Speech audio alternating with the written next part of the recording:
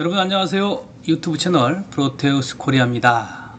3월달 신학기가 시작되어서 빠른 학교는 3주차, 보통의 학교는 2주차 수업이 진행되고 있습니다. 전기전자 기초실습에 항상 나오는 키리호프의 제1법칙인 전류법칙, 제2법칙인 전압법칙에 대해서 오늘은 프로테우스로 어떻게 실습이 가능한지를 설명드리려고 합니다. 여러분들이 이론적으로 배우시고 추후에 실습을 하시겠지만 이론이 조금은 복잡하게 설명되어 있어서 어려워하시는 경향도 있고 또 이해가 안 가는 부분도 있기 때문에 오늘 역순으로 화면에 보이는 이 키리호프의 전류 법칙에 대해서는 실습을 먼저 하고 나서 그 다음에 이론을 다시 한번 점검하는 시간을 가져볼까 합니다. 화면에 보이는 자료는 위키백과에서 제가 캡처한 부분이고요. 핵심은 들어오는 전류와 나가는 전류가 같다, 이런 개념입니다. 여기에는 마이너스, 그러니까 들어오는 전류는 플러스, 나가는 전류는 마이너스로 가정을 해서 설명을 한다고 하는데, 일단은 들어오는 전류는 플러스, 나가는 전류는 마이너스, 이 부분만 기억을 하시고 한번 이론보다는 실습을 먼저 하신 후에 저희가 이 이론을 한번 증명을 해 보도록 하겠습니다. 자, 그러면 도면 작성을 시작을 해 보겠습니다. 자, 배터리가 필요하고요. 저항을 이렇게 제가 배치를 하겠습니다. 프로테우스에서 부품을 가져오거나 배치하는 방법은 기본 사용법을 알고 계시다는 전자의 설명을 드리기 때문에 따로 사용법에 대해서는 설명을 드리도록 하지 않겠습니다. 여러분들 혹시라도 모르시면 프로테우스 기본 사용법에 관한 영상을 찾아보시기 바랍니다. 자, 회로는 완성이 됐고요. 자, 전류를 측정해야 되니까 들어오는 전류와 나가는 전류라고 했죠. 들어오는 전류는 소스가 DC니까 여러분 가지고 계시는 이 프로테우스 왼쪽 편에 보시면 가상계측기 아이콘이 있습니다. 거기에 DC 암페어미터, 소스가 DC니까 DC 암페어미터를 이렇게 결선을 하고요. 그 다음에 여기다 결선을 할 건데 사실은 이렇게 결선을 해야 되는데 이제 수식에 들어오는 전류와 나가는 전류를 기호로 플러스 마이너스로 표시를 했기 때문에 이 부분은 제가 이렇게 반전을 시켜서 마이너스를 왼쪽으로 둬보겠습니다. 자, 그 다음 현재 이 회로를 실행을 하시면 전류가 흘러가는 방향이 보일 건데 계측기의 수치는 무시하고 방향만 먼저 보겠습니다. 이 소스를 통해서 이렇게 흘러가죠. 흘러가서 분기가 되고 다시 나가는 형태입니다. 자, 그런데 현재 이 DC 소스하고 회로에 있는 이 저항값이 이 계측기 전류를 표시하기에는 레인지가 너무 높아서 보이지 않는 거죠. 예를 들어서 이 디스플레이 레인지를 미리암페어 단위로 놓으시면 이렇게 보일 겁니다. 그렇죠? 보입니다. 자, 두 가지 방법이 있겠죠. 앞에 걸 미리암페어로 놨으니까 뒤에도 미리암페어를 놓으시거나 또는 이 저항값을 바꾸거나 전압을 높이는 방법이 있을 건데 미리 단위가 마이너스 이제 3승이죠. 12 마이너스 3승이니까 그 부분을 계산하려면 귀찮은 분도 계실 수 있어요. 자, 그래서 편하게 가기 위해서 그냥 이거를 암페어로 둔 상태에서 제가 이 저항의 값들을 모두 변경하겠습니다. 100ohm으로 변경을 하겠습니다. 자, 바뀌었죠? 자, 그러면 들어오는 전류, 나가는 전류, 그렇죠? 자, 보겠습니다. 실행. 들어오는 전류가 플러스 0.0이고요. 들어오는 걸 플러스 잡았으니까 나가는 전류가 마이너스 0.0이에요. 그러니까 얘와 얘를 더해버리면 0이 됩니다. 이제 여기서 좀 헷갈리는 분들 계세요. 이론상에 보시면 들어오는 전류와 나가는 전류의 양은 합은 같다. 순수히 기호를 뺐을 때 0.02A가 들어오면 0.02A가 나가는 게 맞는 거죠. 그런데 보시면 이런 얘기가 나오거든요. 들어오는 전류의 양을 양수로, 나가는 전류의 양을 음수로 가정한다. 그렇게 되니까 이제 이러한 수식이 나오는 거죠. 그림에 이런 식으로 나왔더니 다 더하고 뺐더니 더하였더니 마이너스가 있기 때문에 뭐가 된다 이렇게 나옵니다. 그래서 회로 없이 이 수식만 보다 보면 여러분들이 헷갈릴 수 있어서 제가 지금 이 부분을 먼저 그린 겁니다. 그래서 들어오는 전류가 0.0이면 나가는 전류도 0.0이다. 중간에 있는 이 분기점에 뭐가 흘러가든 어쨌든 최초 투입된 것은 유출되는 것 같다. 이런 얘기입니다. 자, 그러면 다시 한번 이론을 볼까요? 이렇게 되는 거죠. 자, 그럼 여기서는 뭐 i1을 마이너스 1, i2를 뭐 플러스 5라고 했는데, 그럼 우리도 해보자고요. 어떻게 봅니까? 자, 얘를 i1번으로 주고요. 얘를 i2번으로 주면 되겠죠. 그러면 얘와 얘에 대해서 우리가 수식에 나와 있는 대로 얘를 쫓아서 해보면 이런 식으로 다 더해주면 되는 거죠. 이렇게 더해주면 되는 거니까 그랬을 때 0이라고 합니다. 자, 그러면 여기 가서 계산기가 좀 필요하겠네요. 자, 계산기에다가 실행을 해놓고 간단하지만 제가 이제 계산기도 같이 써보고 싶어서 자 0.02 플러스 그런데 여기 마이너스가 있으니까 그쵸? 가로를 열어주시면 돼요. 그리고 0.0인데 얼마예요? 마이너스죠. 그걸 가로를 닫아주시고 는 하시면 0이 됩니다. 결론적으로 들어오는 이 이론에 나와 있는 내용과 같은 거죠.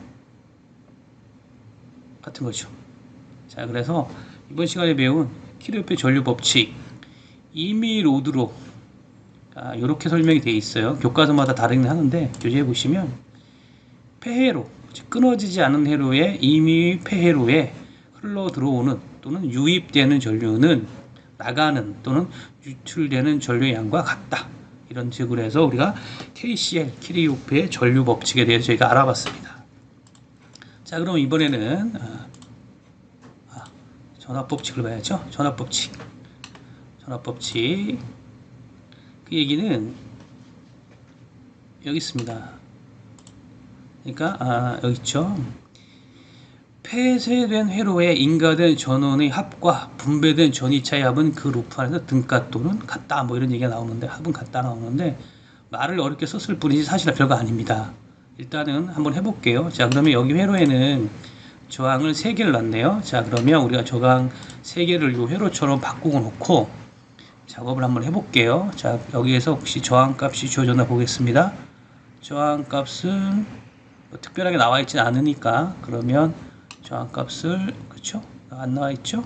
자, 그러면 이 회로를 병렬의 직렬로 바꿔서 작업을 한번 해보겠습니다. 자, 그러면 요거는 그대로 두고 이걸 제가 그대로 카피를 하나 해서 기왕이면 카피를 하나 해서 작업을 해보죠. 자, 병렬이 직렬이었으니까 얘가 없죠. 그리고 이렇게 될 거고 얘가 필요 없네요. 그쵸? 이렇게 될 겁니다. 전류계니까 필요 없죠. 있어도 무방합니다만 이렇게 바꿔보겠습니다. 자, 그리고 얘를 조금 올릴까요? 이렇게 좀 올리고 병렬이라 사실은 좀 그렇긴 한데 이거 좀 내려야겠네요. 이렇게 돼 있죠. 자, 100, 100이었습니다. 그러면 이렇게 되겠죠. 일단 여기에 공급되는 전압을 제가 V라고 하죠. V. 자, 그러면 이렇게 해서 얘를 제가 V라고 하겠습니다. 얘를 V라고 합니다. V는 각 부하에 걸리는 전압의 합과 같다고 했습니다. 자, 그럼 볼트미터를 달아야 되는데 이 볼트미터는 세워서 달아야 됩니다. 자, 이거는 제가 약간 편집된 게 있으니까 이렇게 해볼게요. 여기가 되겠죠. 이렇게 됩니다. 그렇죠? 이 V는 V1, V2 이렇게 뒀을 때 여기서 말하는 얘기는 뭐냐면 V는 V1 플러스 V2와 같다 이 뜻입니다. 여기 V는 얘와 얘를 더한 값과 같다라고 되어 있습니다. 자, 그러면 실행을 해보면 1.67에 3.33 암산 되시죠? 1.67 플러스 3.34 했더니 5가 나왔네요. 그 얘기는 뭐냐면 이 전압과 같다는 얘기입니다. 그렇죠? 그래서 간혹 이런 분도 계세요. 여기 저항이 이렇게 두 개가 있는데 왜 얘 하나만 답니까? 각각의 노드라고 했는데 하지만 얘는 병렬로 연결됐기 때문에 같은 점이잖아요. 지점이 같으니까 여기는 하나만 다시면 되는 거예요. 그렇죠? 자, 그러면 V는 얼마입니까? IR이잖아요. 그렇죠? IR. 근데 I는 얼마입니까? R분의 V잖아요. 그러니까 여러분들이 오메 법칙을 적용하시면 뭐 이 부분도 충분히 계산이 가능하실 거예요. 볼까요? V가 얼마였어요? 5였잖아요. 그리고 R이 얼마입니까? 요거 같은 전압이죠. 같은 저항값이니까 여기 하프라고 했잖아요. 150이잖아요. 0.3333 얼마 나오잖아요. 0.333 곱하기 150이 되는 거죠. 그랬더니 5가 나오는 거예요. 왜? I는 R분의 V니까. 그리고 V는 IR이니까 이렇게 되는 겁니다. 그래서 오메 법칙을 알고 가신다는 가정하에서 제가 특별하게 뭐 다른 얘기는 들지 않고 KCL, KVL에 관련돼서 지금 설명을 드리고 있는 겁니다. 자, 그럼 다시 KVL 이론을 한번 볼까요? 여기 있죠.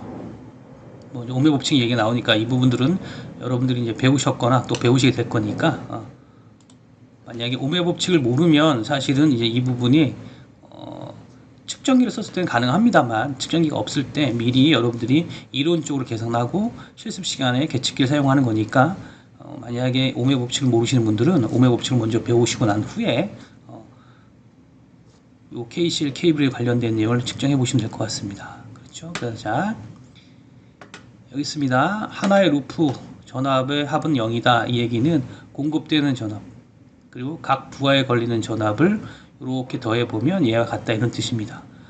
보통 우리가 이런 회로를 할 때는 폐쇄된 회로라고 합니다. 끊어지지 않은 회로에 안에서에 대한 설명입니다. 그렇죠? 그래서 하나의 루프 안에 끊어지지 않은 이 회로에 도체에 걸리는 즉 얘와 얘 각각에 걸리는 전압의 대수합 그리고 그 공급되는 즉 인가한 전압의 합은 같다 이런 뜻입니다. 물론 여기에 뭐 다른 얘기가 나옵니다. 여기 보면 에너지 인가 출력 관련된 얘기가 나오는데 일단 저희는 이 KVL에서는 유출되는 즉 다른 밖으로 나가는 그런 거에 대한 것은 우리가 무시한 상태에서 설명을 드린 거고요. 아까 여기도 마찬가지입니다. 여기에도 여기 보시면 뭐 스파이스 얘기가 나오는데 여기에 전제 조건이 하나 있을 거예요. 여기 있네요. 자, 그렇죠? 도선상의 전류의 손실이 없다라고 얘기했습니다. 다시 말씀드리면 실제로는 우리가 회로를 꾸며보면 이 저항값이 정확하게 100옴이 안 나올 수 있죠. 그렇죠? 오차가 있으니까. 또 하나는 이 도선에 저항이 있기 때문에 이 저항에 의해서도 또 다른 값이 이렇게 계산될 수 있지만 이론적으로 아이디얼하게 여기에 손실되는 것이 없다. 이 배선에 손실되는 게 없다. 정확한 오차가 없는 정확한 저항값을 표시한다라고 했을 때 이렇게 되는 겁니다. 자, 오늘은 여러분에게 간단하게 키르호프의 전류 법칙과 전압 법칙에 대해서 설명을 드렸습니다. 가지고 계신 교재의 응용 회로들을 좀 더 연습하시면 여러분들이 충분히 이 부분들은 해결할 수 있을 거라 생각이 됩니다. 오늘은 짧게 KCL, KVL 설명을 마치겠습니다. 시청해주셔서 감사합니다.